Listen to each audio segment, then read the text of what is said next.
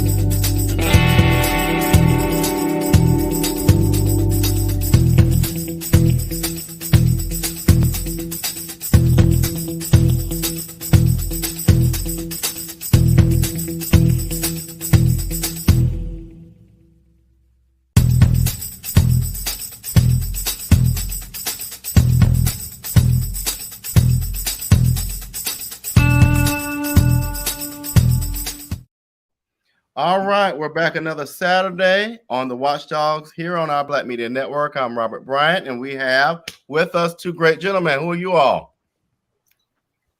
Julius Hall in attendance. Crossing Carter, the best to ever do it. All right. Hey, guys, what do you think of this? I had to bring out the new T-shirt for today's episode, but yeah. This is a shout out because guess what? Monday we qualified. But for our viewers today, we're talking about white privilege, and I'm going to read a definition, guys.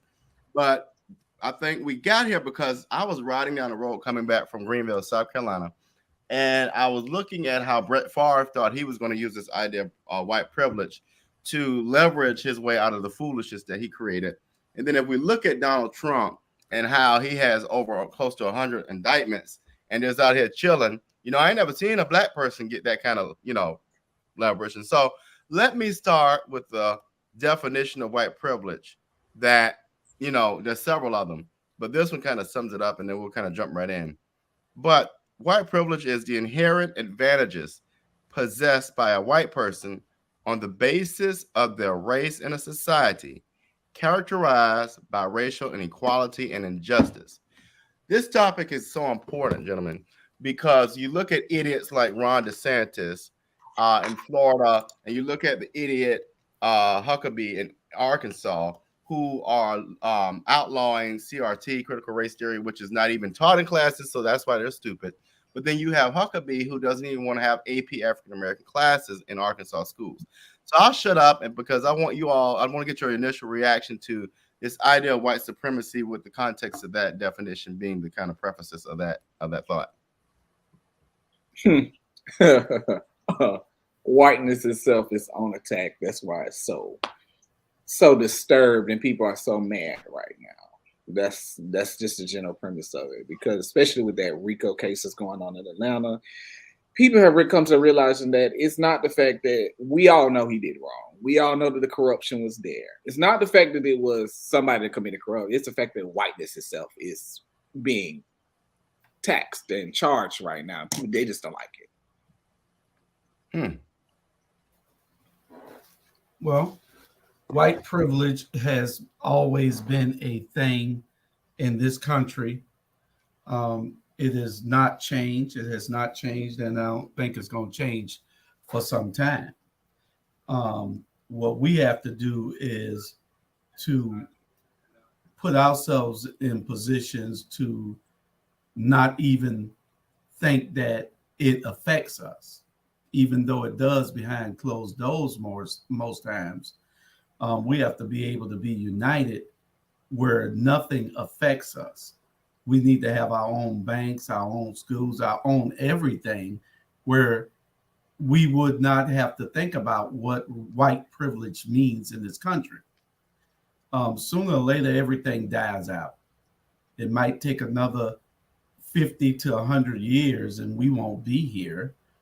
At least I hope I'm here another 50. We won't be here, but it might be beneficial to our great grandkids. But with this country and the way that things are changing, it should. I would hope that it's for the better. You know, it's used when it's convenient for those people who want to take advantage of it.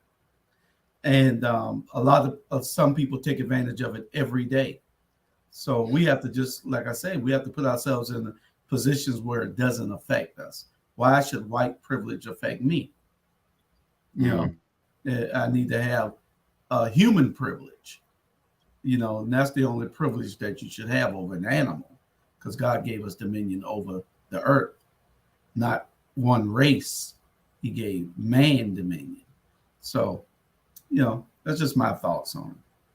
Well, you said an interesting thing is why does it affect us, or how does white privilege affect us? Now, you know, one of the things that I think you all know this, but for the viewers, I've worked in this DEI, diversity, equity, inclusion space for years now, and it shows up every day. It shows up because there are advantages. White privilege just says that you have an advantage because of your skin color. So we'll look at it in the banking industry or the lending industry for homes.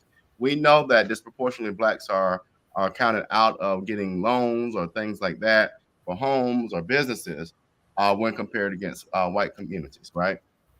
And so it shows up like that. It shows up when you go into a store and you have no intentions of stealing, but you're followed around the store. But white folks don't go.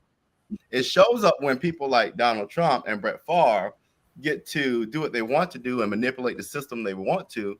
But yet, if you and I tried to do the same thing, we would be placed in jail. As a matter of fact, I put a quote on Facebook yesterday that says, if Donald Trump and Brett Favre don't do jail time, then every single black person that's in jail incarcerated on a nonviolent charge needs to be released. Because what's showing up now in our communities is the fact that if you are born a certain color, which we don't control how we're born, our race and ethnicity aren't controlled by us. But if you're born with a certain skin tone, you automatically come out with an advantage. You start down the street while we start at the style line behind us. It shows up in education. So, Carlton, what are your thoughts about can we even alleviate that, or do you even see that going away? In a country that wasn't built for us, that continues to show just not for us, how can we truly say that? Because you made the point that we need our own. Julius made a comment earlier saying that we need our own banks, this, that, and the third. And it's been proven throughout history. Places like Tulsa, Oklahoma, as we all know, most people don't know where Central Park currently sits now, the Seneca Village, and also the Black Beach that they took over, which that family actually got back now, which was Sag Harbor, if I'm correct. Don't quote me on that. How do we truly sit there and say that we're going to be a united front against something that we won't even come together most time to unite against? As we know, we have multiple trillions of dollars that we spend each year, and that's our buying power itself. So how do we combat a system that's designed for us to be segregated and be continuously not joined together? Okay. What was the question again? Well, I mean, you can react to that or to what Bernard said. Bernard, not Bernard, to what Carlton said. Or I was just talking about, can we even alleviate a system that we don't even see or control? I want to say this really quick, Julius, and get your reaction to this. Carlton made a perfect point, and I talk about this now all the time. We exist in a system created by white Anglo-Saxon and Protestant males where we don't have an opportunity to even participate equally. We are in a system where the criminal justice system, the political system, the everyday life system is not in our advantage. So how do we maneuver and compete in a system that even is not even built for us? For God's sakes, you had how many white presidents versus one? I mean, one African American. So I think the question is, how do we even participate in a system or systems that aren't even created for us to begin with in the beginning? Well, I mean, we have to. You compete by being united. A divided people can't beat anybody. The only way that you're going to be able to compete doing anything is with unity. If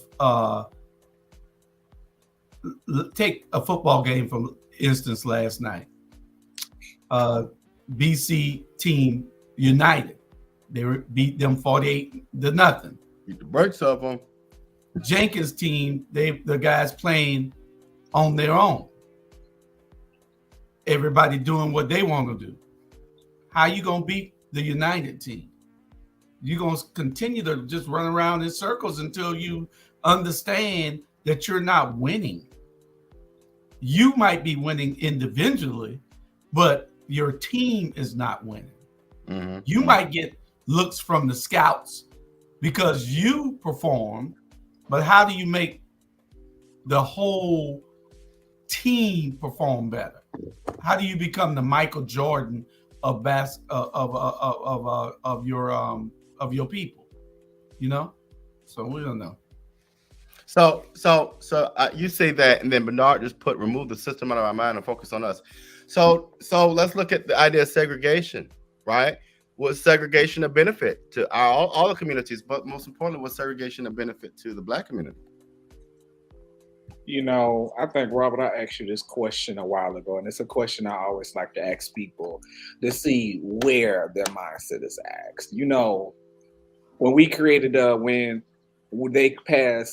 when the Supreme Court decided on the decision of Plessy versus Ferguson, which was the separate but equal clause, to say that schools could no longer be separate but equal, but they had to be equal. How do you really? The question is, do you feel like we as a people would have been farther along if we had stayed separate? Because when we were separated, we were coming up with all the inventions from the indoor toilet, the elevator, indoor plumbing, because I don't like to go out the door, and I think whoever invented that, indoor plumbing. All of these great inventions came out when we were separate but equal. So do you really feel like separate but equal was really a thing that really was beneficial to us, or was it a problem? Bernard, what's your thoughts on that? Hey, how y'all doing? Y'all looking good? How you doing? Y'all know how I feel about it. One on my shirt. Oh, okay. All right. There you go. I got that from Rocking My Via, The Rock. All right, go ahead, bro. Y'all know how I feel when it comes to the system, and when it comes to back in the days. The only system that we need to be worrying about now, y'all, to be honest, is our Black system. You know what I'm saying? We need to come together as one. I'm tired of people always bringing up the system. The system is not the one tell you to pay your light bill. The system is not the one got these young kids, Black kids, not all of them, killing each other. The system ain't say put your gun in there and go rob somebody. The system ain't say go and rob the grocery store or take care of your family. The system ain't say none of that. You know what I'm saying? The system is us. I'm tired of always saying, the system did this and the system did that. It is 2023, okay? And if you 35 years old and you ain't got your life together, it's a problem. It's a problem, Okay, then we got these young kids, and I said it on a few minutes ago, and I'm gonna be honest with y'all, like I always am. I tell my daughters, every last one of them, I got 6 of them, and you know what I tell them? Be independent and stay away from these little young guys, because they're gonna take you down a road you don't want to go down. Not all of them, young fella, some of them. And so with me, let's forget about the system in my head. Let's forget about that for now. Let's talk about what we're gonna do right now. Like you said, remember in November, what we gonna change right now, RG? What you gonna change? You running for District 5th? What you gonna change to get out of our head to say, let's leave the system alone and let's take care of ourselves? Well, I'm interested you say that. I saw a TikTok, y'all, and it's interesting how they had, if you all don't know the thing with Africa, and I'll shout out to Africa for uniting, but they had one white hand pushing an African black male with a gun this way. They had another white hand pushing the other African American male with a gun this way with one hand. The other hand of both were grabbing resources. That's what's going on, y'all. That's what's going on. While we're distracted by the fights at the football games, while we're distracted by Donald Trump and his idiocracy, while we're distracted by Ronald DeSantis, we are losing our communities. We are watching our black politicians get money under the table. We are watching our elderly and our seniors have their property taken in Hilton Head, for example. We are watching the black folk who think they made it because they got $1.50 more than the next person think that these issues are not going to impact them, but they are. And so, you know, I think I understand what you're saying, but we have to ignore the system. But what's happening, we have these invisible structures around us that are telling our black folk, you know what? Y'all fight each other while we go ahead and take what y'all got. It's how slavery happened. You know what I'm saying? It's how Bayview and Clearview and all them getting cleared out. Matter of fact, it's how this particular councilwoman and mayor have sold out our communities. And so how do we do that differently? How do we turn the role? We put people in place that don't need handouts from people like Greg Parker. We put people in place who understand the real issues. As a matter of fact, Bernard, I was walking the streets in Favre Park, and I met a young lady who told me, I called just to get some help and get some resources. And that lady told me, was so rude to me and hung up in my face. I was actually with a family the other day, and the young brother, a 19-year-old, y'all, told me, you know, such and such and such and such. So what it tells me is, when you're not putting your ear to the ground, you can't fix things. When you're not in tune with the community, you don't know what's going on. But I can tell you one thing, I'm in tune enough to know that if you're going to pay more property taxes, you're going to get more return on your investment. And that starts from having somebody who's going to be behind closed doors selling you out, but advocating for you. So that's number one. You got to have people, and this starts even at the Senate level, like Warnock, and also you got to have people who are going to advocate behind closed doors the right way, and not for their pocket. You're getting like Charlie Brown. You almost stopped, and then you kept going. You almost stopped, and you kept going. Charlie Brown's a good man. You're not going to talk about Charlie Brown now. But listen, we keep complaining. We know what the issues are. There you go. But after we complain, we know what the issues are. Mm-hmm. What the hell are the solutions? Mm-hmm. Mm-hmm. We give solutions on this platform. Mm-hmm. But how many people are willing to make those sacrifices? Mm-hmm. That's the point. That's the problem with our community. Mm-hmm. They look at us and they say, well, they know what we're doing to them. Mm-hmm. But whenever they unite, they'll become too strong for us to overtake. That's why so many things pushing at us from every angle, attacking. Mm-hmm. Because they know it's in our DNA to survive. Mm-hmm. But until we do become unified, we will always be conquered. And that's what they're doing to us. And we complain all day. And I'm tired of damn complaining. Mm-hmm. Mm-hmm. Let's get together like Bernard said. Bernard is exactly right. We know what we got to do. Let's do it. Mm-hmm. The problem is sacrifice. We ain't don't nobody want gonna to sacrifice. That's the problem. nothing at all. We don't want to sacrifice. That's it right there. And let me tell you this here. Let me tell you what we're gonna do. You said the right thing, George. A solution. Let me tell you what the solution is. Okay, January the 5th, 2024, our black media gonna rent out the Mercer Theater and used to be Savannah Civic Center, and we're gonna call for all black people to come down here, and everybody gonna have a solution on what we gonna do. We're gonna start it right there. January the 5th, 2024. And we're gonna come up with some solution. Who gonna be there? You be there. Who ain't gonna be there? Shut up. That's correct. Carlton, what's your response to that? That is a great idea, and it's something that we can work on to try to make happen, because it starts with us. It starts with us trusting each other, Carlton, because if we don't trust each other to say, Carlton got $3,000 here, Robert got $3,000, Bernard got $3,000, and Julius got $3,000. We got $12,000 here. Let's see what we can do with our $12,000 as a group of trusting brothers here, that we're going to say we're going to build something that's going to be profitable and create generational wealth. Also, we bring in 4 more guys with $12,000 more. I was just telling somebody, me and Jamal was talking about it the other day. Why can't we get $250,000 out of a group, put it in the bank, tell the bank to lend us $2 million. We buy a tract of land, build 10 houses, make all of them Airbnbs. I mean, it's possible. Port Wentworth, Bloomingdale, Pula, it's land to buy to put these developments out there. I mean, it's gonna cost a little bit more than $2 million, but I'm just saying that is the premise of what I'm saying. Why can't we? You know why? Because they instilled in us that we can't trust each other. Oh shit, Carlton run off with the money. What you got him as? The CFO? Oh no. And then Robert, what Robert gonna do? Him and Bernard, they like to party all the time. They're gonna be over in Jamaica. That's the thought that we're thinking, instead of saying it's changed now, Carlton. It's changed, Bernard.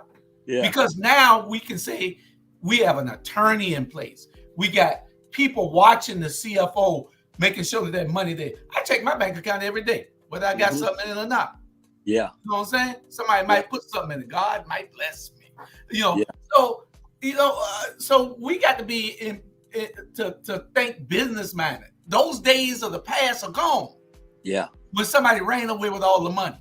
Now you got somebody watching the money. Not just one person, 3, 4, 5 people watching the money. You got people in place with all the skill sets to get all these things done. You gonna borrow $2 million. Now have that guy that build houses, have him in our group. Now he can build the houses. Have that plumber there, that electrician there, all of them in this group. They get paid out of this money to put back into the system that we've created. I talk too much. I'll go ahead. No, you good. You good. Go ahead, little Carlton. It was the one reason why I always said why I started my organization, because it wasn't the point where I wanted to start at around my age group or older. I wanted to start at like the middle school level, when the mindset really, to me, that's when the mindset truly begins to develop. Because when you start at that age and you work with them as they grow up, you can help them develop the skill sets and the mindsets to want to build and be a better community, versus having them out there learning from. Because not all people who they deal with are looking out for their best interests. A lot of times they look out for their own interests. But to build a mindset so we can become a better people, and they can get the skills. Because the one thing, like I tell people now, I don't advocate for, not that I'm against it, because I do have my 4-year degree, but I'm an advocate now for kids going to trade school, because like the quote by one of my favorite quotes, when they stole slaves from Africa, they didn't steal slaves from Africa. They stole architects, they stole builders, they stole mathematicians, stuff like that. They took skilled people to come over here. They didn't want just laborers. They wanted the skilled people from over there. So to get back to that point where we are our own community, I'm all for it. It just requires to start somewhere. You just got to pick a point and start and stick to it. Yeah, it's interesting you say that, Carlton, because now if you all look at Africa, people mad with Putin and Russia, but Putin basically pulled them to the table and said, I want y'all to see how resourceful you are on your own. And so now France is mad at Africa. I'm going to tell you right now, the United States is about to be close to, if not a third world country. We're not about to leverage the things we used to leverage because we were leveraging things off the backs of people like countries in Africa. And so I'm just so proud of the new USA, the United States of Africa, for standing up and realizing who they are. Can we do it here, though? Yeah. And I agree with you, Carlton. You're right. Trade school. And I'm going to ask you a question. Most ladies, young ladies that I know, as far as my daughter and the rest of them, they went to college, but they came back and went to trade school. And with the trade school, they opening up their own company, their own, and their own buildings because of trade school. So, do you know? I mean, what about the young black men, as far as going that route too? I'm gonna say like this. Me personally, I did the exact same thing. I got my bachelor's degree first, and then I went back to trade school. But the one thing that I wish I had learned years ago was that to go to trade school first and then go to college. Mm-hmm. For the simple reason, all the funding that I got while I was going to get my bachelor's degree, once I got my bachelor's degree, it got cut off. Mm-hmm. They had the issue with giving me the public funding to go back to get my trade once I got the bachelor's degree. And I was like, had I known that, I would have did it the opposite way around. Because they would have gave me money to continue to get all these trades. And then I could have went and got a bachelor's degree and messed that up. Yeah. And I always tell people, just young people, and I ain't trying to take over, but I'm gonna say young people, go and get your LLC. Yes. When you open up a company, you gonna get a business license, you're gonna get funds, you can buy you a truck, house, or whatever company and put it on your LLC. Young kids, young black kids, I don't care what the other race doing. I'm saying young black kids, and tell you right now, it's a beautiful thing. Believe that. That's it. You're right. Bernard, you absolutely get 4 versus being somebody who's employed. You get about 8 deductions a year. When you own a business, you get about 400 plus. Hello. So it truly is a benefit. That's it. And another thing, Bernard, you made me think when you said that. Well, we've got to start. Here's another solution, and I invite everybody to do this. We learn from everybody. From whatever age there is, or whatever background. You can learn from the janitor just as much as you can learn from the president of the United States. Mm-hmm. I had a young brother out there the other day who was doing my yard. I guess he was 19, 20 years old. And I was wondering why I couldn't get this piece of equipment working that I bought and, all this stuff off of Amazon. He said, this is what you did wrong. A 20-year-old. I'm 45. So we got to realize that you can learn from the most educated person, but you can learn from a person in the streets who've been, we all have a different background. And that's another thing we're not willing to do all the time. It's that sometimes you can't always be the leader. You got to sit back and let somebody else, handle that because they got more skill set. Carlton knows this. Anytime I'll be like, oh, you more skilled than that. I'm gonna follow you. But we got to do more of that because nobody knows everything. Yes, you're right. And they say, oh, you got to have an 800 credit score. No, if you got 620, you can get anything you want. Trust me, you can get right in that door. 620 in the LLC, you believe me, hey, they giving it to you. And that's what the people don't understand is that I always say, man, hell with the white people, this and all that. What I'm saying is, if you know the system, just like Donald Trump knows the system and he got himself in the, the system, believe me, hey, you can get anything you want, period. Let's never forget back in the day, we used to get the crackheads to work on our car better than the mechanic at the dealership. And still do that. Well, right. And they'll move your whole apartment for $50. You good. Hey, trust me. It end up $120 to get an LLC application. You went for $120, and boy, when you see all the stuff coming in, man, you're gonna have about 500 Ks in your bank account. Look, Bernard, you get a lot of tolls for that.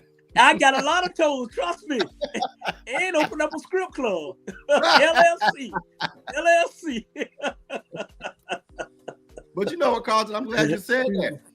That's another thing, Julius and Carlton and Bernard, in our community, that sometimes you know, we getting, and I'll use the black church and families and our well-to-do families. We got to stop being ashamed of the pieces of our community that are just there. The crackheads, right? The LGBTQ community, the people that we don't always feel like are contributing, but they contribute. Hell, where else you gonna get somebody to move your stuff for $50?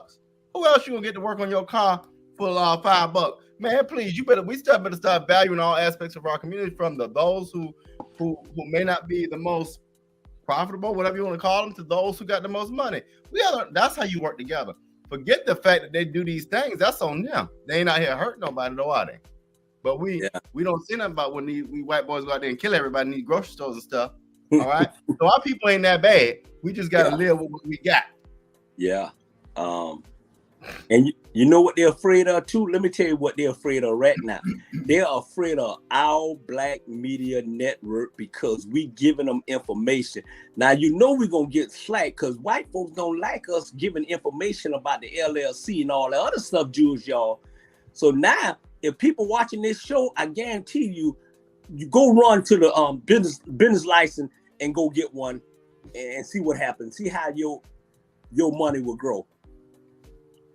Well, we addressing white privilege, but we also have to address one other thing that is a detriment to our community also. There's nothing wrong with understanding that you've arrived, that you've made it, that you achieved this because of your hard work. But we have elitism in the black community also. Those blacks who think they're better than all of us. And that's a problem also. They don't give nothing. Mm-hmm. They don't give back to anybody. I don't know, in the magazine, I think Shantae did a article on the richest blacks here in this city. And there's some rich blacks. There's one dealership that's black owned that own 5 dealerships. But we don't see them giving out anything. But I heard they recently came out doing some turkeys or something. But let's give some scholarships. Let's show people who you all are. Don't hide that you're a black enterprise. Let everybody know so they can spend their money with you. Yeah. They got 5 dealerships, 4 in this area and 1 up north. And you got Carver State Bank. What are they doing? Who are they lending money to? I have never heard anybody say they got any money out of Carver State Bank. Yeah. Anybody got their mortgage out of Carver State? I ain't know Carver State. They're a black bank. Yeah. Not being funny, but I ain't know. Yeah. Some people ain't never gonna get along. Yeah. Well, it's strange, We just got to call those people out also, the boulets. Yeah. They don't call themselves bougie, they the boulets. Yeah. What it is they scary to me. But they're taking and sucking in all of it because of their inclusion and they've been let in the door. And so they closed the door behind them. They didn't bring and say, hey, come on, Julius, come on, come on, Bernard. They ain't said that. They closed the door so that they can get it all. And now that they've made it and they're in position to get the trickle down, the trickle down stops at them. They don't trickle it any further. And that's just a problem in the black community all over the country. Ain't just Savannah. Yeah, that's everywhere almost. Yeah. That the money needs to be spread out. You need to lend. If Carver State, what are they there for? What are they there for if they can't lend us money to start businesses? What are they there for if they can't give us the opportunities? I can go to Truist and Truist give it to me. Why Carver State can't? I can go to Wells Fargo. I got 4 accounts at Wells Fargo. I got 5 or 6 at Truist. Oh no, I didn't know that. Yeah. Why can't they give it to me? Yeah. Why can't they give me the same money that why can't Carver State give me the same money that these banks are giving me? They taking a chance. They're looking at my credit rating. They're looking and saying, okay, you got this. You got this. We'll give you this. Carver State, you can't even online bank with them, I don't think. What are you here for? I'm Yeah, not even just like you just said. They got let in the door, and since they got let in the door, they feel like, oh, if I let too many people in the door, they're gonna kick me out the door. Because I genuinely, now that you made that comment about the black-owned dealership, I know exactly who you're talking with. And I had an occurrence with them maybe like a couple of weeks ago where I wasn't in an accident, but somebody I know was in an accident with one of their vehicles. And when the police came, he felt a very sense of entitlement of the fact that people were ignoring him, considering the fact that you were the cause of the accident. And he had a whole issue with people were ignoring him and wasn't treating him like he was. So it's just the fact that once they get to a certain point, they feel like they're better than everybody else. And I got let in the door. I work hard to get in the door. They stay where they at, not gonna lie. Mm-hmm. So they just don't want to let go of the little bit of piece of what they think they got go, which it ain't much to be honest. But yeah. Why haven't you done a commercial yet? I'll talk. Go ahead. Huh? I'll say, why haven't you done a commercial yet? Yeah. He's coming. But y'all, I talk about this all the time. And but now I want to go back to your thing with council. The one thing I talk about a lot, and I need to talk more about is, we look at Charleston and we look at Atlanta. Okay, Charleston has been totally gentrified. No black folk live in the middle part of the city has been pushed out. Atlanta, Maynard Jackson and Andrew Young created prosperity for the black community. And that's not to say other communities don't eat, but they've been eating. We ain't been eating at all. Mm-hmm. And so if you look at what Maynard and Andrew did, that council under their leadership created black millionaires. And what that did was position our communities to be able to leverage everything without going outside of our culture. That's what we're going to build here. We're going to get contractors with to build these new buildings. We're going to get, and if you don't have, and this is my thing, if you're not a black contractor, I want to make sure, well, let's say this. Every contract needs to have a black contractor considered. Every contract needs to have a black vendor considered. If not, and we can't get there because of whatever licenses or certifications, if you're hired as a contractor, you better darn well have subcontractors that's working with you that look like us. Because it's time out for making these legacy contractors. That makes no sense. There's no wealth being poured into our communities. And we got carpenters, plumbers, people that will have trades that are equally as talented, if not more talented than the ones we've been seeing, point blank period. So we're going to change the trajectory on that conversation right there. And number two, we're going to start pouring more and more resources into these nonprofits that's going to support our young black males. It makes no sense, and young black sisters, it makes no sense that we put $14 million in the construction and benefit of tourism, but our young children are killing each other, dying, and going to the jail. I want y'all to go on Facebook. They show you every day who goes to jail. Why is it disproportionately 10-1 black children or black people going to jail? That's a problem. And we're going to change that conversation. Yeah. Welcome to the criminal legal system, not the criminal justice system, the criminal legal system, where we are not innocent until proven guilty. We are guilty until proven innocent. Yeah, always. Yeah. But also that comment you made earlier about the contracts with the system, I don't like that comment. The one thing that I want you to change in the aspect of, there are capable black people that we see where they're maybe an inch away from getting the contract, I don't want them to be disqualified because somebody else already has it. I want it to be where there is an inclusionary into their contract where we still have the standby person saying, hey, you may not have all of this right now, but we can look at this real quick and see how close you are. And if you're super close to where you are to getting it, then we're going to help you get this so you can get this contract. Oh, most definitely. Most definitely, yes. Yeah, absolutely. And I agree with what you say too, RG. I'm a prime product of Andrew Young in Atlanta, Georgia. Trust me. I left him 40 years ago. I came back smart as hell. And that's because of the Andrew Young product. Trust me. You know what I'm saying? Believe me, I wasn't always smart, y'all. I'm smart now, though. You can't fool me now. And hey, trust me, Savannah, Georgia, y'all ain't gonna get rid of me. I'm gonna raise so much hell until it's time to change. And the young men on this show is right behind me 110%. So, look, Punky, I call him Punky. Punky Van Johnson, dude, go back to New York because we coming. We'll be right back after commercial, y'all.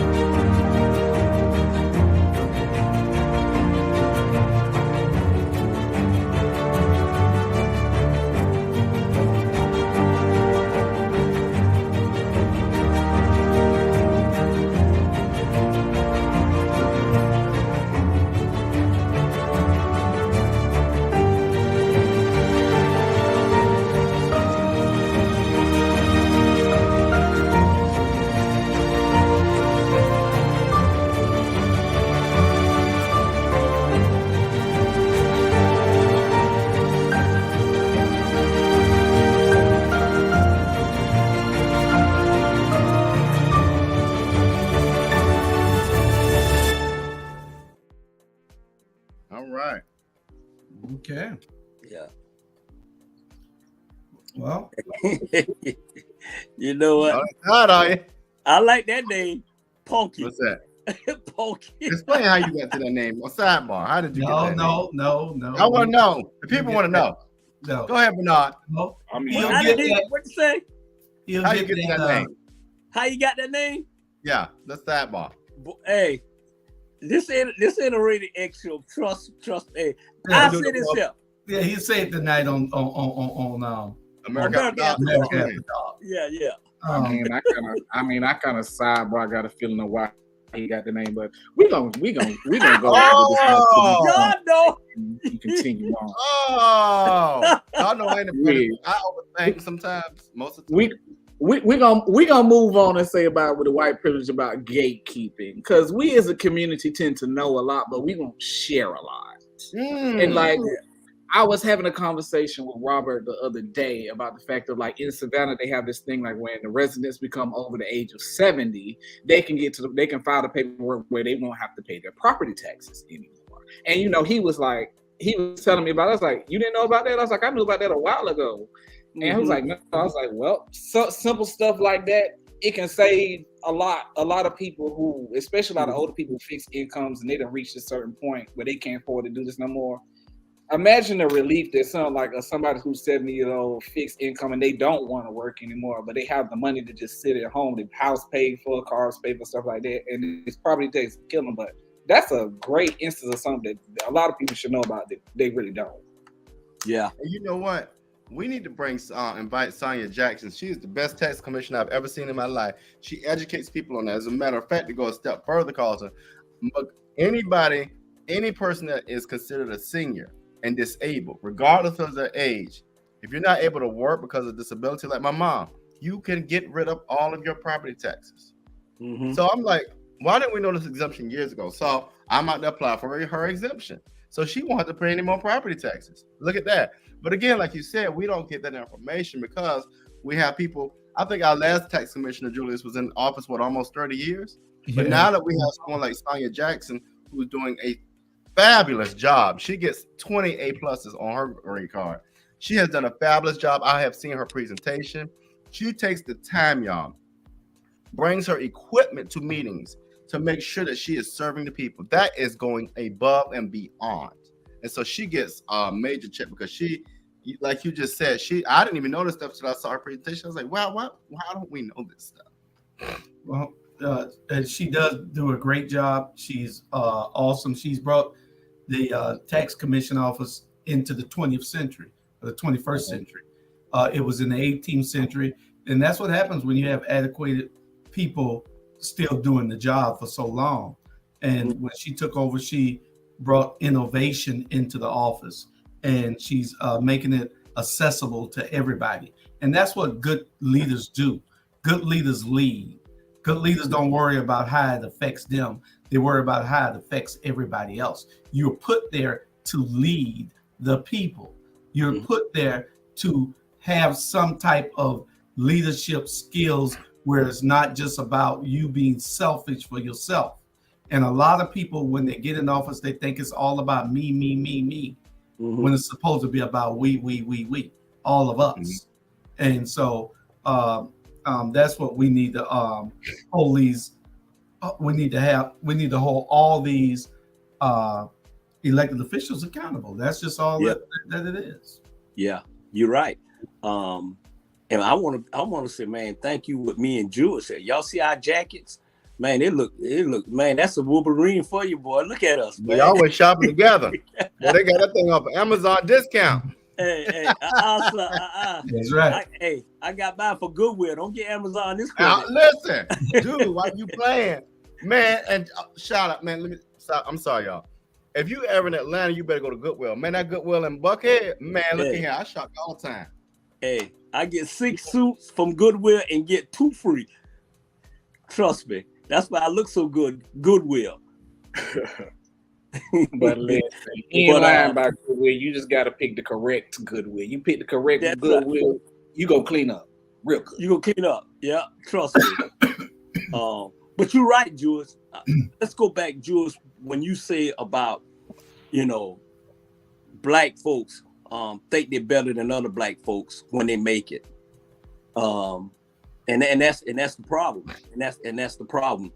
You know, if you wake up in the morning and you say, hey, I want to be a leader, go back to sleep. Because if you ain't got the leadership already in you, you ain't gonna be no leader. Okay. Yeah. So I think, and I'm, you know, I take an opportunity always to throw rocks at this young man. You know, this young man woke up and decided he want to be a leader from New York City. And that's why the Savannah got a problem right now. You know, don't wake up and say, I want to be a leader. If it's not in you, it's not there. Mm-hmm. I disagree with that. I say great leaders are made. They're not born.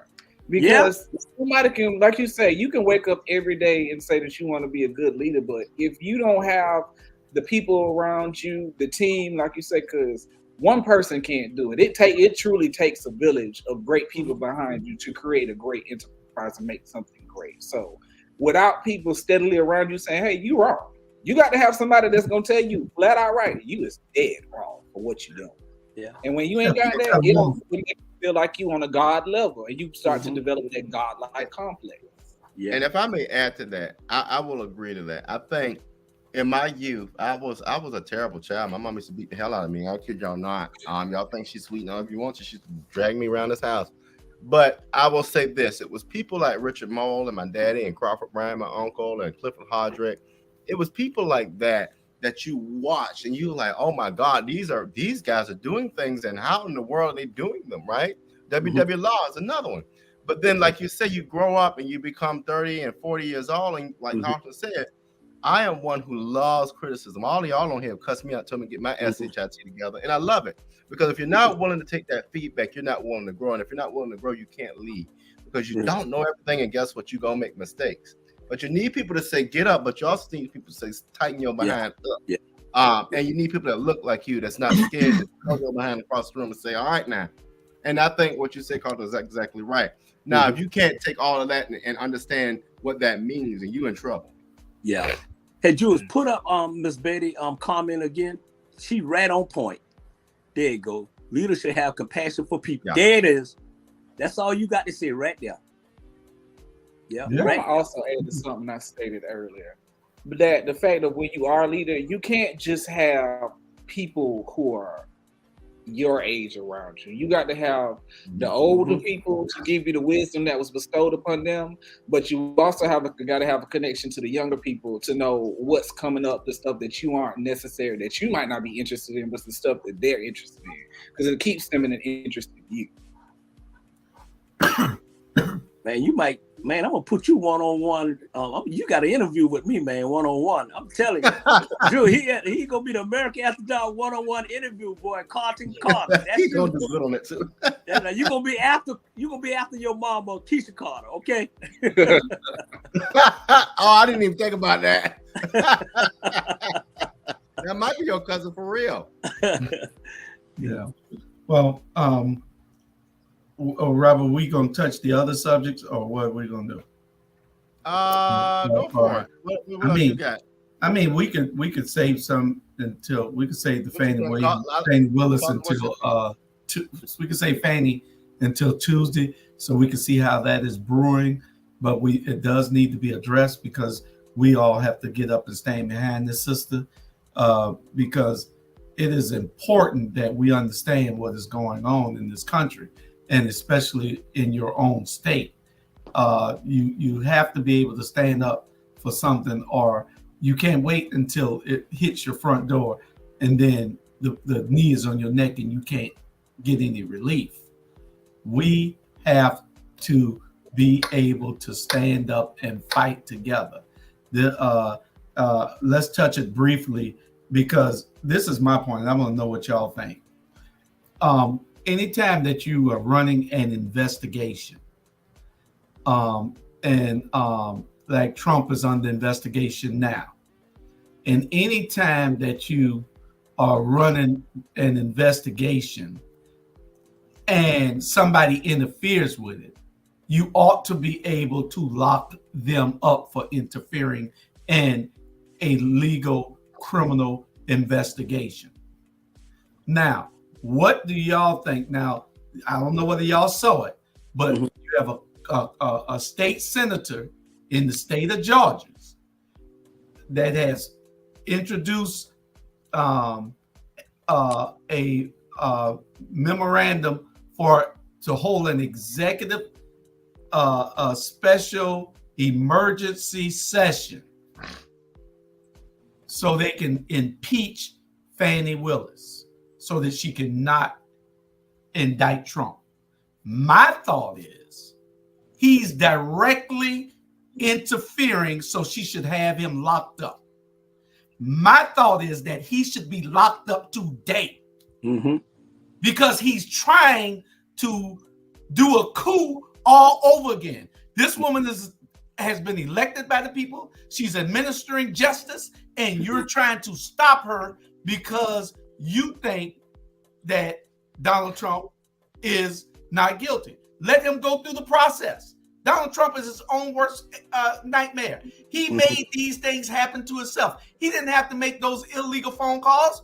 It shows the divide in this country when you have people like that who can't see that the law has been broken. You're going to let Donald Trump walk, and everybody around him is dying. Everybody around him is falling and being ruined. Their lives are no more good because of Donald Trump. And then you want to give him a pass. My thing is to each one of y'all, what do you think she should do? I would immediately arrest anybody that is even bringing this up.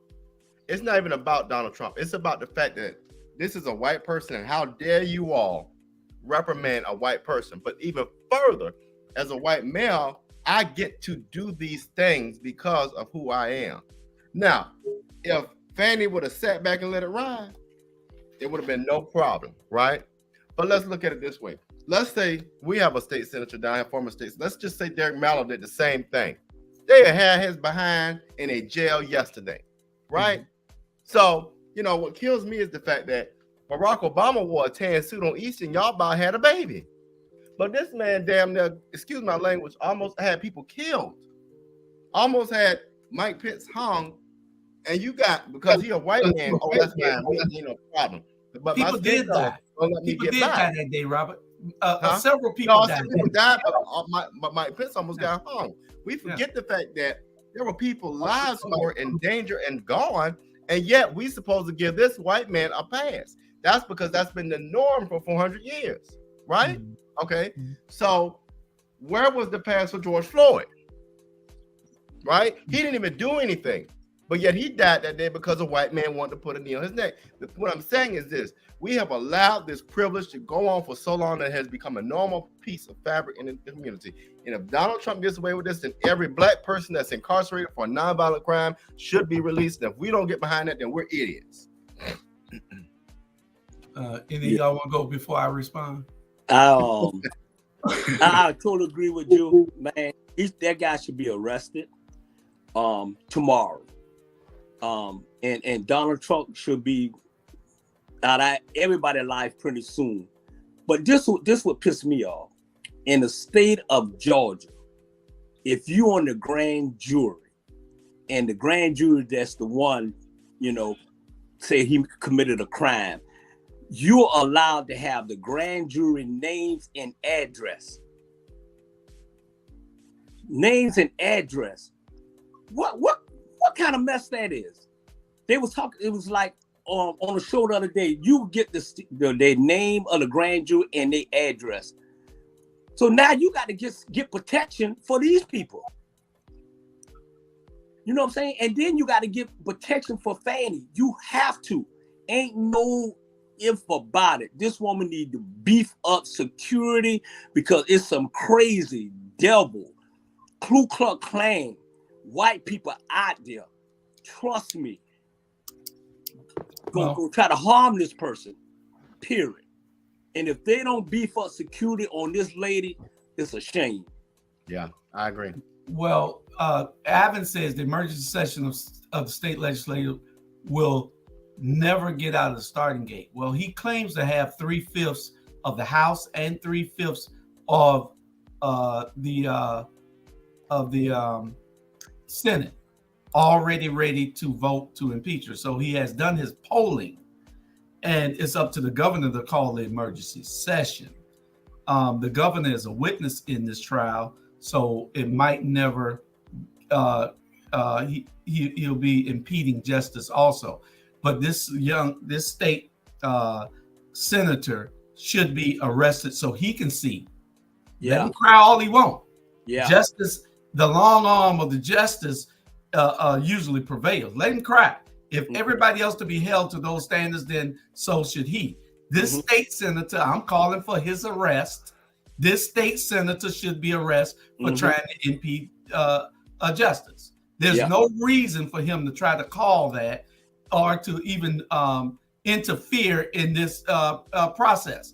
Let Donald Trump go to trial. If he's found not guilty, fine. The jury of his peers found him not guilty. If he's found guilty, then fine. He got what he was supposed to get. Either way, everything's fine. Go through the process. You cannot have it. And Robert, I don't think it's just because this is a white man.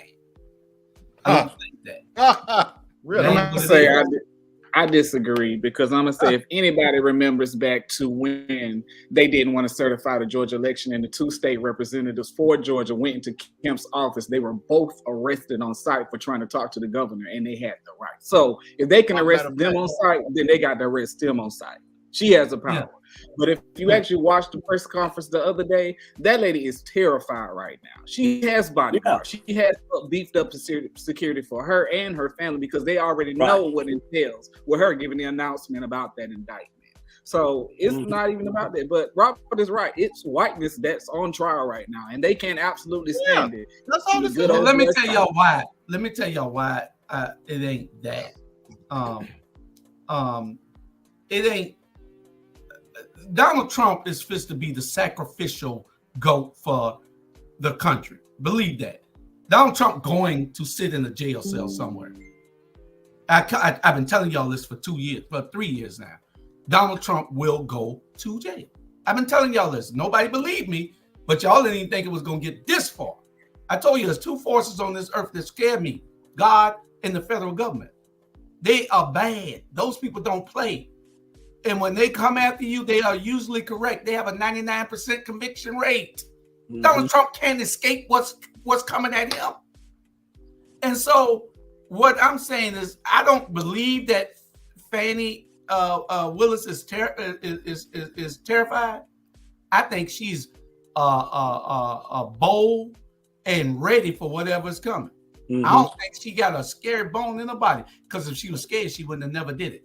The reason I say that this is not about this is about more than just a white person, because this is about privilege and elitism that Donald Trump think he's entitled to. They have a leader now that espouses what they're thinking, and that's Donald Trump. So that's more of what it is. If this was Tim Scott doing the same thing that Donald Trump is doing, they would be behind Tim Scott. I doubt it. Yes, they would. Yes, they would. Look at Florida. Look at Florida. You got black Republicans in Florida saying, Ron DeSantis, what are you doing? Ron DeSantis is telling them to kiss my ass. That's what black Republicans told him. It's an article. I got to find an article. I'll send y'all there. Black Republicans are saying, hey, even Tim Scott said, hey, Ron, you're going too far. And Ron said, y'all kiss my, you know what? I have not seen any black Republicans tell Ron DeSantis anything. Yeah. But at the end of the day, hey, look at Tim Scott moving up. Tim Scott done raised $24 million second behind Donald Trump, even though, you know, that part is just all messed up anyway. But he raised $24 million already. Yeah. I don't think they're gonna go that way, but he's second to none to that other fool. Yeah, it's class. This is class. Yeah, all Tim Scott can hold, y'all. This ain't just about race. This is about class. All Donald Trump will ever be is secretary. Period. They're fit to show Donald Trump that he is to be held to the law, and they need to go ahead and just do what they need to do to him before he's still out here warming up the pot. Before the pot get too hot for us to touch, I tell you what, they need to go ahead and Watch get this, him and do what they need to do to him so that he can understand. And believe me, once they do it to him, ain't gonna be no uprising. Well, watch this. Didn't that judge tell him to keep his mouth closed? And he out here still talking. Is he in jail yet? Okay, that's a perfect example. No, the judge ain't gonna do that to him. The judge got the power to put him in jail, right? He's skirting the line. Anybody else would be in jail. If the judge said, "Be quiet," and y'all go out here and keep talking, guess what's gonna happen? Robert, come on in. Robert, let me tell you why you're wrong on this. Because you know how many other white men the judge told to shut up and they kept talking? They all went to jail. They all went to jail. But he wasn't. Robert, they all went to jail. All those other white guys went to jail. Mm-hmm. So this ain't about nobody being white. This is about class. I disagree. Robert, if it was about them being white, they'd have let all other white guys go.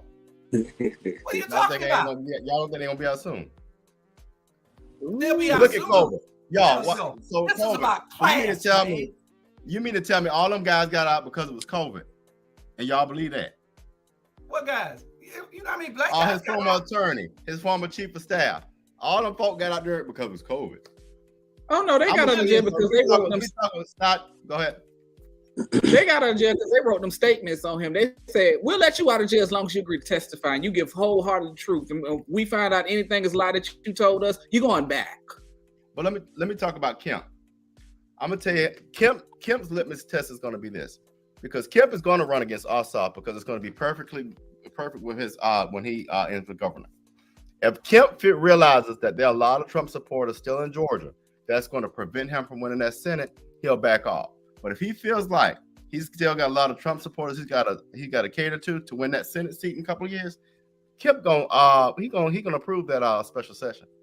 It depends on that Senate race. Kemp will not do it because he don't want to go down as doing such a terrible job of interfering with something like this. Like he said, with 100 something indictments, it's not just here. That's statewide. It don't matter what they do. It's too many places that he's being held accountable for him to interfere and say that he wants to go to a higher Senate seat and think people are going to take him seriously.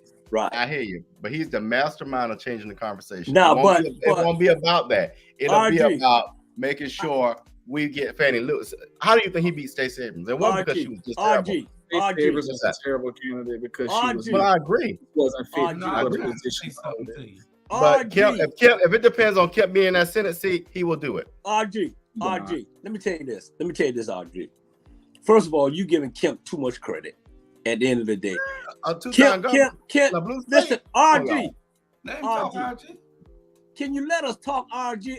I think you're wrong already. RG, can you get outside and go run and knock on some doors? I already did it. Next. Go run and knock on some doors, RG. Hey, Kemp, trust me. Kemp gonna do exactly what he's doing right now. He quiet. He ain't saying anything. He don't want no heat coming back on him. And you talking about that's one of the reasons why he be. Listen, that lady did a terrible job. She got too big for herself. She wanted to be more Hollywood than anything. That's why she lost. Period. Exactly. Period. No pun intended. No, right. So Kemp not interfering in none of this. Trust me. Like you were saying, when the Fed come knocking on your door, they already got you. So ain't no sense you lying. But you say ain't no talking. Ain't no talking. None whatsoever. So Kemp sitting back there on 2428 Peachtree Drive where the governor's office at, and he ain't saying nothing. Period. You know? No, I mess with y'all. I see your point. I'm just messing with y'all. I love having fun because I ain't seen it's about class. It's all about class, and that's what it's about right now. It's class. We need to make sure that if we got out and vote, we could put those people in place who gonna make those decisions. See, that was one of the things that when we talk on the Rabble, and I tell y'all all the time, don't encourage people to start a third party. Right. Don't encourage people to vote the other ways just to prove something to the Democrats. You got to stay with the one you got until you can get another one that's better. Mm-hmm. So don't encourage people to sit something out or to show the Democrats something. Let me tell you why. Because when you do that, you might be showing the Democrats something that you want to show them. But the Republicans, once they're in there, they get to load the court. That affects your life more than anything. So they load the courts up. While you around here wanting to show off. While you around here wanting to stay home. While you think it's too cold to go vote. While you think it's too rainy or too wet out there for you to go out. Or the line too long. You comfortable. Don't tell nobody to stay home. Tell people to go vote. Take somebody with you. Go stand in those lines. Hell, I stood in one for 40 minutes the last time I voted. It's about knowing that you have something that you're fighting for.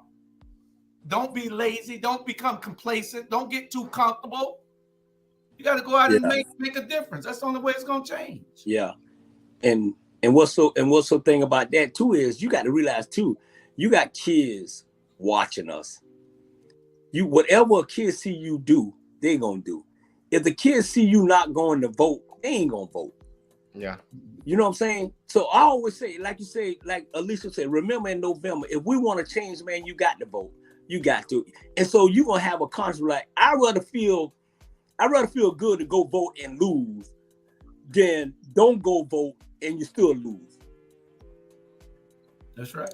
I agree with what you said. Like I tell everybody, the reason why I do what I do, and why I continue to do what I do is because I know that I have little people that look at me and they see what I do and they see how I act. So I know that I have to carry myself in a way that's going to be beneficial for them, so they can be like, oh, he did this, I'm going to do this. Because the one thing like they love to tell me, oh, I want to be like you. I want to be like you. I tell them all the time, I say, I do not want you to be like me. I want you to be better than me. I want you to do more and achieve more, see more things than I ever saw. You're right. You're right. And I'm gonna give you a compliment on the watchdog.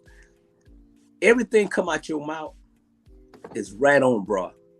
I don't think I ever met you before. I think I seen you on, but you is right on. I think you can change the world. You can change Savannah, Georgia, because you have a young voice that young people is looking for. You keep doing what you're doing, and I guarantee you, young fella, those young kids gonna follow you. Oh, I think that made my little Saturday. Yeah. The thing is, we have to be the example that everybody is watching. Those younger people that's younger than Carlton, younger than Robert, younger than us. Because if we are together, unified, nobody can stop us. I tell people, you cannot stop a force that's that just won't get out the way. Us together, we are a phenomenal force. But us apart, we cannot get as much done and we cannot move as much as we think that we can. But together, we are a force to be reckoned with. And it's all about all of us. You get more done with a group of people than just by yourself. So, and that's what it's all about. You're right, absolutely correct, Bernard. We need more voices like Carlton. We need to make sure that we're all on the same page, fighting for the right things and fighting for the right people. Because if we put the wrong people in there, like the last election showed us, those people will betray us and do opposite of what they promise, and you know, we have broken promises. So we got to recruit the right people to become a part of this movement. You're right, and you can't be afraid. You cannot be afraid to tell it like it is. You can't. You know what I'm saying? Because one thing about it, kids know fate when they see it. If I sit on this show and I don't say nothing and I'm like, you know, being political correct, they probably think I'm on something. You know what I'm saying? Because you're great. You got to keep it real, man. I'm telling you, man. And if you don't, man, you gonna find yourself in a lot of trouble. If you don't like Pookie, you don't like Pookie. Tell it like it is. You gotta think about that. If you don't like Pookie, I agree with you. I agree with you 100%. But now, what irritates me with our community is the whisper and the chatter. Have enough courage to pull somebody aside and correct them. I mean, you know, you do that all the time, and you know, it might sting. It's like a sword, it might sting, but go ahead and do it. I mean, because you're bettering that person. And everybody needs to be poured into, but we got to take the time to do more of that. And like you said, with folk being fake, you ain't helping nobody. You ain't helping nobody. Yeah. Go ahead, say it. Just right in your face. Go ahead. Now let me say something, y'all. I was talking to the young lady, right? And I know she don't mind if I put it out. So I was talking to the young lady, right? So this guy, you know, he's a pookie. So he said, you need to stop. Don't listen to Bernard, because we grew up together. You're like, don't listen to Bernard. No, he's not. Don't listen to Bernard. Okay, you know how Bernard is. He always had a lie about when he was little, and he still do. I said, okay. And she said, well, Bernard telling the truth about Pookie. So what? He said, yeah. Okay. All right now. Y'all gonna make me open up a can of worm up in here. Everybody, hey, I'm like this. I run and tell that. If you got something in your closet and I know about it, I'm gonna tell it. We say you about to show that lingerie off. He like Charlie Brown. He's like a bad refrigerator. You can't keep nothing. I ain't keeping it.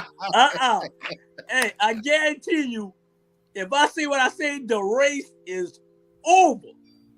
It won't even be no race. Hey, slide it my way. It won't even be no race. And don't forget, we're going to be the owner, Jerry Cummins of Hot 2100 in Atlanta. Cool.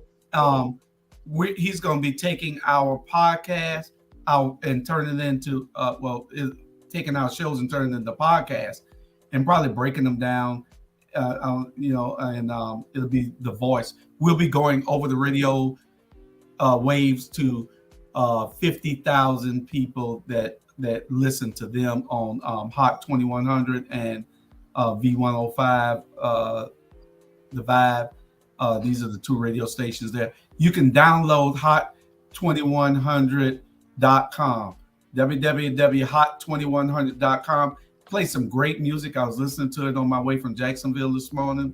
But download that hot2100.com and just put your name in there and who told you, Our Black Media, Julius Hall, whoever name you want to put in there that referred you to it. Listen to the music there. Become it's free. Become a listener, and we're going to be doing some collaborations with them, with cross promotions and everything else. And we got some real great things coming. A talent show like The Voice and like American Idol. We'll be doing that here in Savannah and in Atlanta in the next coming weeks to months. So y'all stand by for that also. So don't forget hot2100.com. hot2100.com. Make sure y'all get that. We'll be making some commercials and stuff to put up for them after a while also. So when we go to commercial break, we'll have that commercial for their station and for our collaboration and the things that we're doing. All right. And Julius, make sure y'all tune into the morning show. My tattoo artist and one of my former students who is actually on that network. So y'all tune in. What's the show called? What is the name of Kickstart Morning Show? So that's, if you need a good tattoo artist, our good morning show is the Kickstart Morning Show on Hot 2100. Okay, and what's his name? Torian Veal. All right, y'all make sure y'all when I was at Georgia State. Tune in, y'all. Make sure y'all tune in, and we got some great things coming down the pipe. Jerry is a little bit like what we're doing. He isn't concerned about money because he knows that will come if he's successful. So it's about all of us being on the same page and coming together to get things done. Amen. Our voice can reach a whole lot more people. You're not always appreciated in your community, in your home. You're not always appreciated. But when you step outside that, this man invited us to Atlanta and interviewed us on both stations. Me and Dr. Torre, we went there and we are going back in a couple of in about a week or so. And Bernard, I need to take you up there. You be there with me. Right, Labor Day weekend. Yeah, we're gonna go tour the station and everything. Robert already saw it. We're gonna go tour and see how we can do a further collaboration and get our message out, because what he's doing is he loves what we're doing. We love what he's doing. So we just need to cross promote and network. Yeah. You're right, man. Sometimes I was talking to Jules, I don't mean to put our business out, but I was talking to him and I told Jules, I was like, man, I said, I'm burned out, man. I said, I want to go back and go sit on my deck and smoke my cigars and forget about this. I said, man, I just feel like coaching. And Jules say, you know what? He say, you got to keep going. You know what I'm saying? You can't get burned out. It's a vision that we have, and we have to keep doing it. You see, even though it look like, you get tired, but you keep going. And that's the only reason why I'm putting it, because he told me that. It's like, hey, you need somebody to refocus you and say, you know what, you're absolutely right. Because I'm a selfish person, man. I'm selfish because I want to do what I want to do. You know what I'm saying? Smoke, cigar, drink, natural light, and go to strip clubs. You know? You had me. But if I may add to that, people, and I want to say this because people don't hear this enough. That's why Alicia and Bernetta and Keisha perform the way they do. When I mean perform is, y'all think everything's supposed to be nicely wrapped, right? Mm-hmm. Inside of the gift, it's pretty. But the wrapping don't always be nice. Mm-hmm. And those ladies, when you have seen and I've been behind the scenes with them, and I've been in meetings with them where you see the foolishness, you would be angry too. Mm-hmm. You know what I'm saying? You would be furious if you knew really what was going on behind the curtain. But what makes you even more angry is when you know that it's people that look like you that's aiding and abetting in the foolishness. And it's people like our Black singers and our Black young people are being hurt and taken out of the conversation. It's things like our Black neighborhoods that are about to be sold to developers because warehouses need to be built. And when you realize that, and people like WTLC and all them pulling the wool over your eyes and y'all believe in it, but yet y'all will let Purdy call Keisha a ghetto Black bitch and you okay with it, you get angry. So I get what you're saying, Bernard. Mm-hmm. You get tired of that, and you get tired of trying to convince people that this is really the truth, but they want to tell you, oh, maybe it's not. No, it's true. Yeah. Let me say it like this. As far as like WTOC, the first place I go in the morning when I wake up to get my news is Facebook. Because if it's something local happening and they want the WTNS reported, them Facebook reporters gonna tell you. But secondly, beyond that, to get my world news, I've been going to TikTok, because TikTok be telling me stuff that our local media and CNN, MSNBC, what's the other one? The Fox News people, we don't like them, but the Fox News people out there, they would never discuss on the news and air it out. And I'd be like, I didn't even know nothing about this. Then you go to try and reference it on them, and you'll never see it. Mm-hmm. Yeah. What's that article that they had up? I can't remember where it said van something, and then we don't need the drama or something we shared on Facebook. Yeah, and I want to say this here.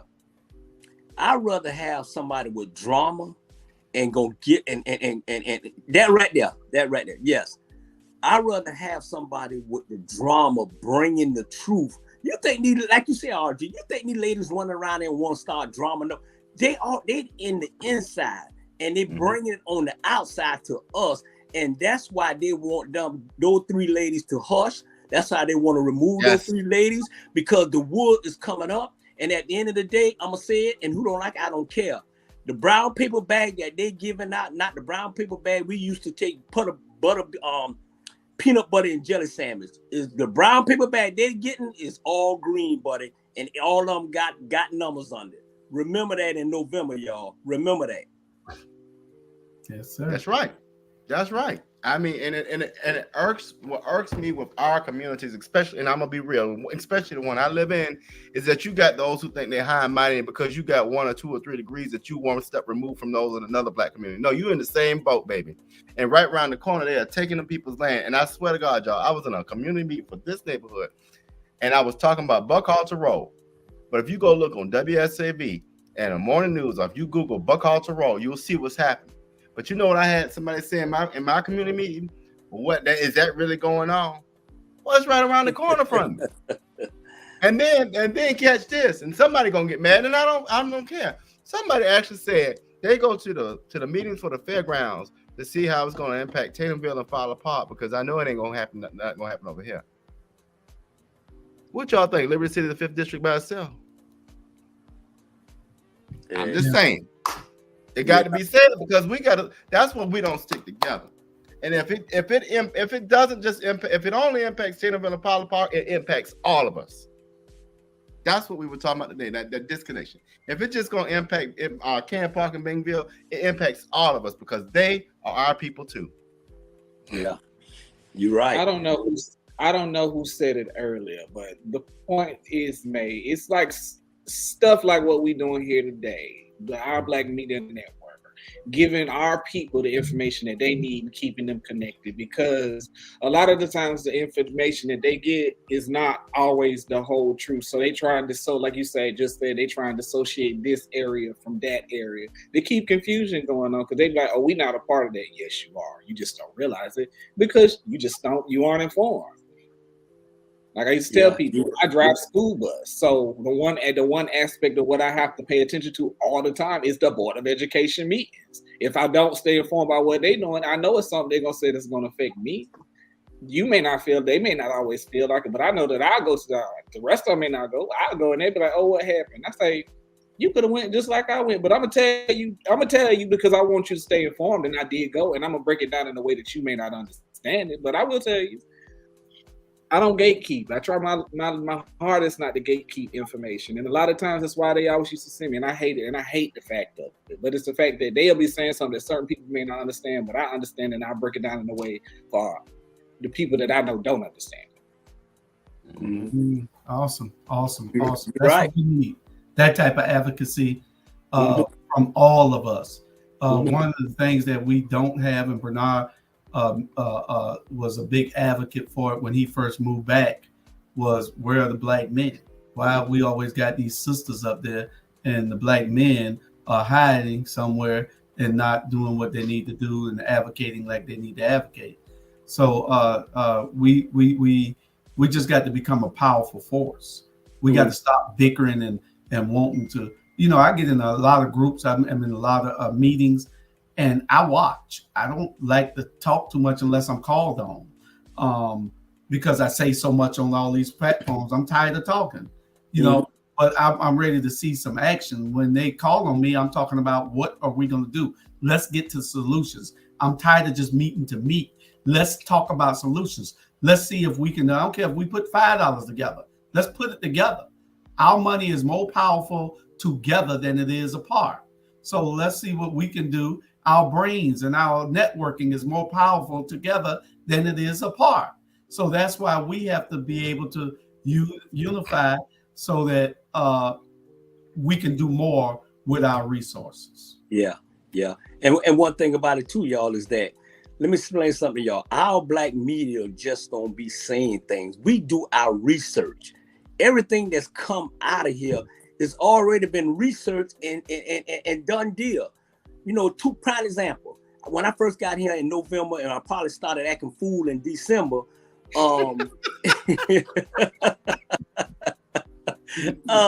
Two things that melted me down was Stillwood Tower in the elevator and speed bumps in the Black community.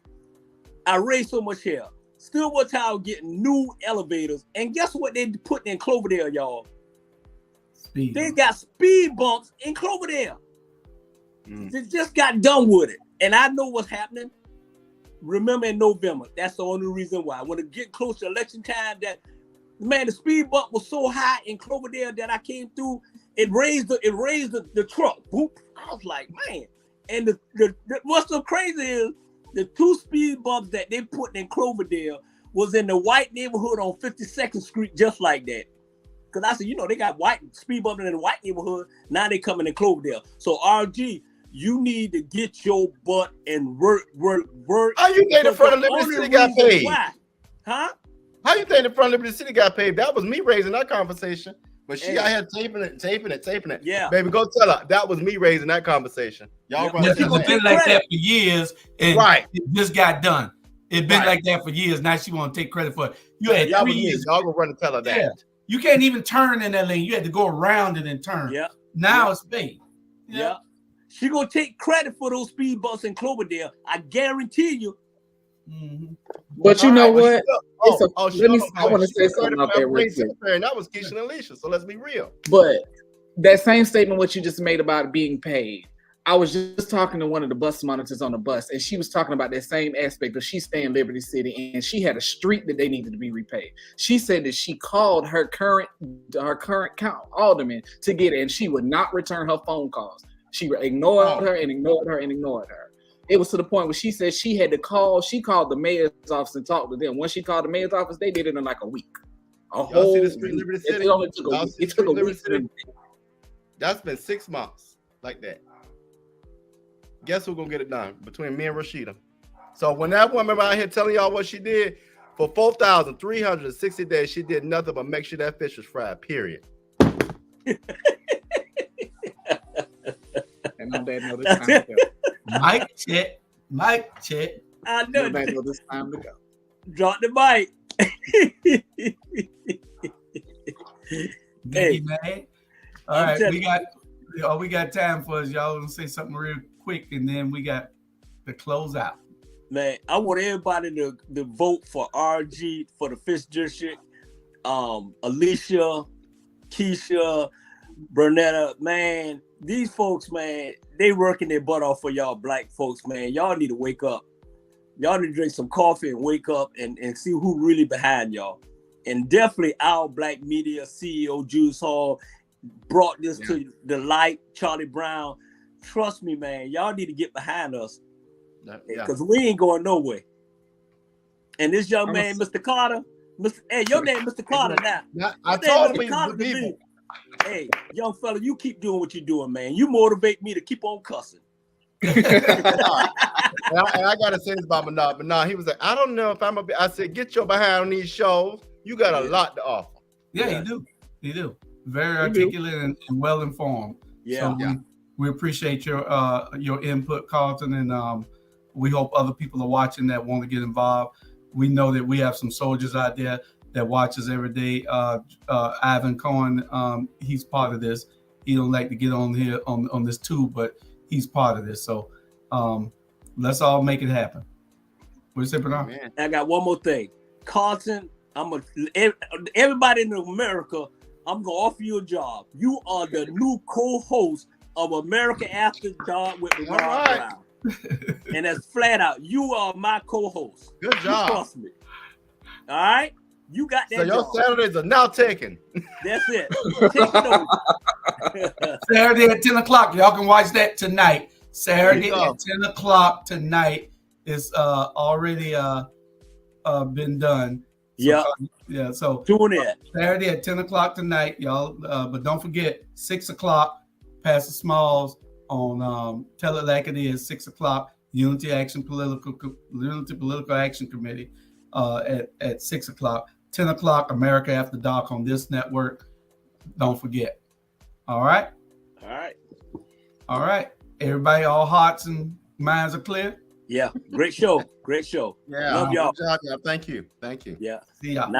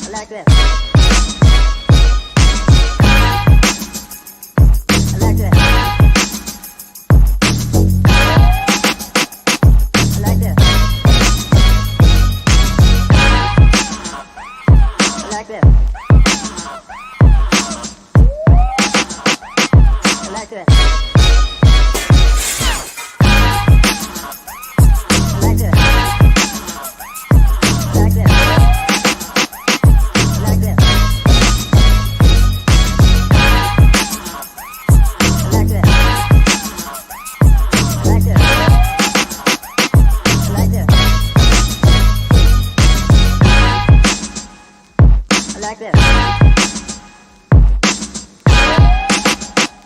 I like this.